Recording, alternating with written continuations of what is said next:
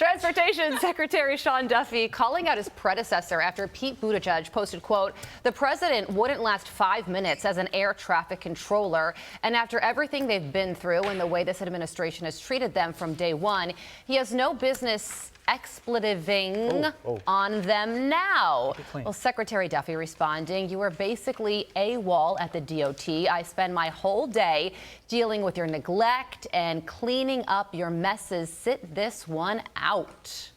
Trying to do is rewrite his record because he wants to run for president. But the truth is, he barely showed up at the DOT. He was in Michigan and other places, but he was no-show, Pete, and he's going after me and President Trump. We're not going to take it. Well, it comes as President Trump proposed a $10,000 bonus for air traffic controllers who stay on duty during this shutdown. And speaking of, today marks the 6th day of flight reductions across the United States, with the rate of curtailed flights expected to hit 8% starting tomorrow. There have been over 9,000 cancellations since these cuts began late last week.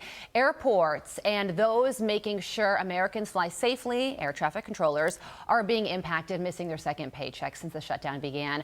Former FAA Safety Team Representative Kyle Bailey joins me now. Kyle, good morning to you. It's great to see you. Good morning, Carla. I can't tell you how many people have asked me, do you think it's safe to fly? I don't know the answer, but you do. So right now, given this longest shutdown in American history, and it is impacting air traffic controllers, do you think it's safe to fly right now? It is 100% safe to fly right now, like it is always. The pilots have a complete situational awareness around their airplane, and with what's going on now, they realize they have to be on their game all the time and completely aware of what's going on in the airplane and around the airplane at all times, especially in the highly congested airspace like we see in these major metro areas like New York City, Dallas, Los Angeles. The good news here is it seems like the air traffic controllers are seeing the light at the end of the tunnel with possibly the shutdown coming to an end either late today or tomorrow. And the attendance figures are coming up a little bit for those air traffic controllers. So we're a little bit of a good news right there. Well, that is great news, Kyle, all around. And you mentioned situational awareness around their airplane. Here is Transportation Secretary Sean Duffy talking about exactly that as one of his major concerns. Listen to this.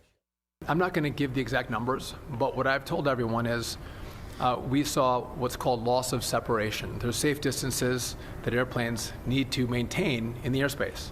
And he's talking about air traffic controllers there. You hear that, and as a passenger, you get concerned. What do you think? You know, it's the FAA's job to keep the airspace safe and the plane safe, and they do a very good job doing that. And as the secretary, has said, he'll slow the system down, which he's been doing. And if needed, bring it to a complete stop at specific airports. And we see that happening with those ground stops. They're there for the sake of safety. And any opponents to what the administration is doing with these slowdowns, if these were not in place, you probably would be like number 50 or 60 in line for takeoff, and then safety would be in jeopardy.